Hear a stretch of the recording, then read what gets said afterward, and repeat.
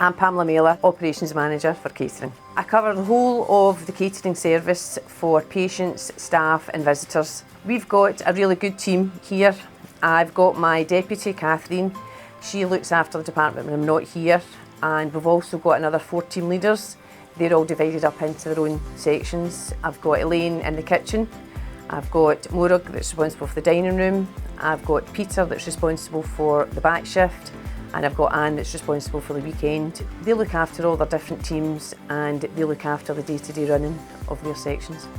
So basically I'm like Pamela's second-hand man. So Pamela's at the top and then it's me. Then we've got 4 team leaders and then we've got the food service assistants. So when Pamela's not in the department on annual leave or anything, I take over. I'm predominantly the patient chef. I cook all the meals for the patients, which is good. It's inspiring for the simple fact is you know you're going to make a good meal for somebody that's been rather ill, and put a wee smile back on their face sort of thing. We do ordering as well. That's part of the chef de partie role as well. Do a lot of prep work for the next day. We all get on, it's a good laugh. It's a good place to be in. Duties can vary between day depending on whether we're upstairs or in the dining room. But the general aspect of it is just to obviously collaborate as a team to provide the best service we can to patients, staff and visitors who come into the hospital. Upstairs you are in charge of taking orders from the patients. We pass that information on to the chefs and then once we come to the belt room we assist in the assimilation of the food items and then you take them up and feed the patients. In the dining room it's just basically the same as upstairs. Breakfast, lunch and dinner is broken into 3 services. One will be in charge of the tills and one will be serving the food for the customers, staff, patients that come down into the dining room.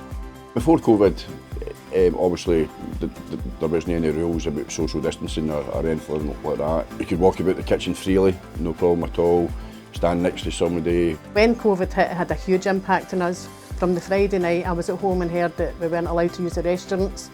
So Pamela and I came in on the Saturday morning and we quickly changed the dining room, closed that off and turned everything into takeaway only. At that point it was only staff that were allowed to come in, we couldn't have anybody else, no patients, no visitors or anything. We had to think on our feet because we are quite a close team and we just work together. So we had to basically look at the galley staff first because they always work together on the belt in the dishwash area. So we had to look at how we would separate them and make sure that they were safe. So we redid their service up the stairs, which allowed them to work individually up in their galleys on their own.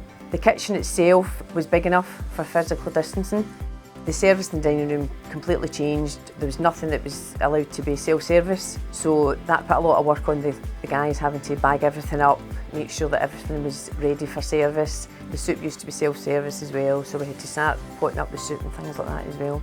We were fortunate enough to have some of the hotel staff along helping us. We had a couple in the dining room and one of the girls actually worked up the stairs with the patients, which was a huge help to us because things had changed. We needed extra bodies, but we didn't have them at the time. So the staff from the hotel came through. All the staff in the hotel were great. They just mucked in, just got the job done. And in actual fact, one of the staff from hotel applied for a full-time position with us and has got it, so she's with us full-time now.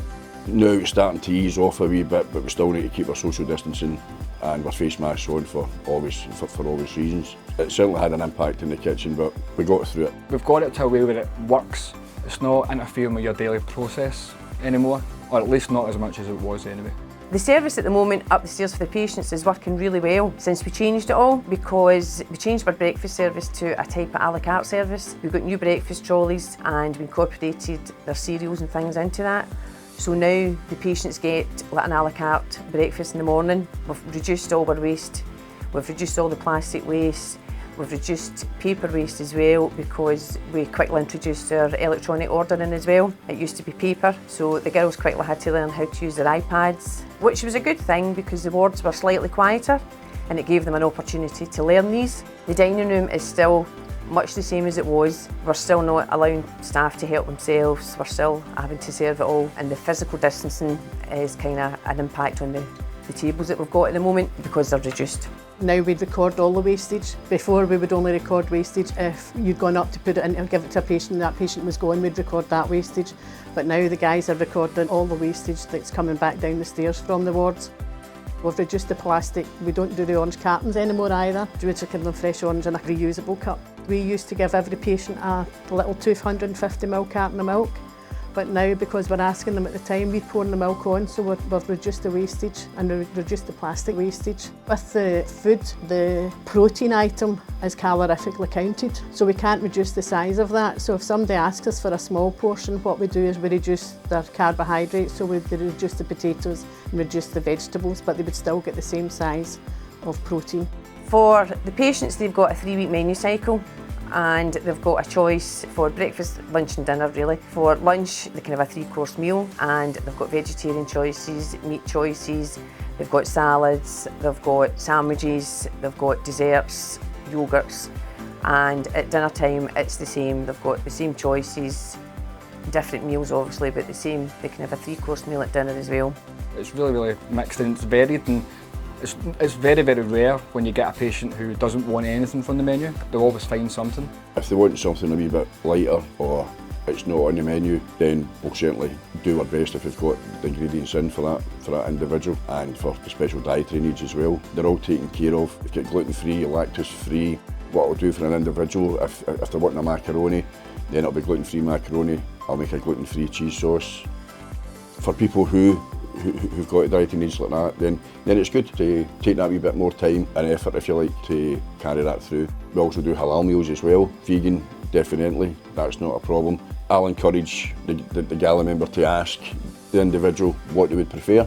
We follow the Healthy Living plan, and we've got the Healthy Living Plus award, 70% healthy living and 30% not. All the hot food that's made is all healthy living. There's no fats or salts or anything like that added to it. We've got a few cakes and stuff, but that goes in within the healthy living. We do nice salads, cold boxes and stuff, put them outside, put them in the vending machines as well, so that theatre staff, if especially, they can't get down, they can at least go and get something hot or cold. We put hot stuff that they can heat up in their microwave.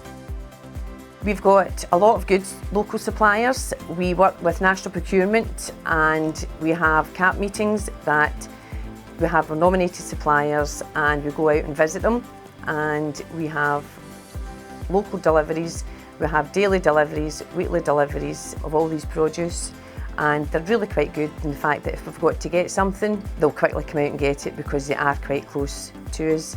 I don't know of a hospital that does freshly made on a day with fresh produce, or gets a chicken dinner meal in hospital that's a full breast of chicken, and I see it before it's cooked, that's a full breast of chicken that you would buy from the supermarket. I've worked in some hotels and some of their stuff aren't even as fresh as the produce that we get. There's a patient satisfaction survey, and every mealtime you go to a random patient and you just go through the questions that it asks, and it's a simple yes, no or any, and it's just how is the taste of your food, how is the temperature of your food, did it meet your dietary requirements, are you happy with the menu that you selected it from. That goes to the team leaders, and if it drops below a certain percentage, I think it gets highlighted, so then it will ask you what you did to rectify that.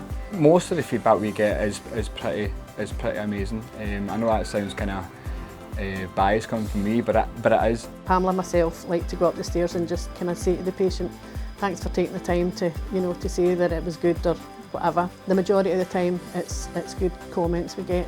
A lot of our staff have gone through SVQs.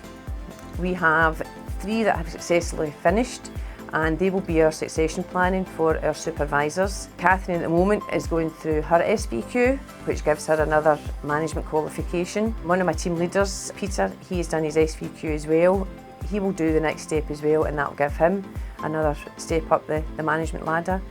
All the staff are encouraged to do something if they want to do it, but some of them are quite happy just to come in and do their job on a day-to-day basis, but other ones just want to take that wee incentive and just have a wee qualification at the end of it. It shapes you as a person as well. These sort of things are transferable skills as well. You can use them outside and in life. The management team are really good for pushing people forward if they want to do it. I don't ever get up in the morning and say I don't want to go to work. I enjoy my work and I enjoy the people that I work with. And I think when you'd like that, it makes it more pleasant. Catering can often get overlooked and how essential it can be to any organisation, even healthcare. We know ourselves how essential it is, and we take pride on our efforts to make it as professional and satisfactory as possible. It is really rewarding, especially when you're upstairs and you get to meet the patients, and obviously you bring them and you have a wee chat with them, and they're not seeing their families, especially during COVID, it's even worse. It gives you a bit of humanity. Sometimes it's nice to be able to offer a bit of comfort as well. Friendly chat, just take their mind away from whatever it is. It's all essential to just the whole experience, and if anybody's going through a bad time, it's good to know that you're there and you can help with that. It's a good place to work, and I mean, I don't drag myself out of bed every day. Do it willingly. We'll just keep developing our service as it goes along. We really need to keep looking for fresh ideas for the dining room, so that the staff and the visitors get a lot of different choices. So I keep saying to the staff, if you're out and about and you see something, bring your idea back and we'll try it. Sometimes it works, sometimes it doesn't work.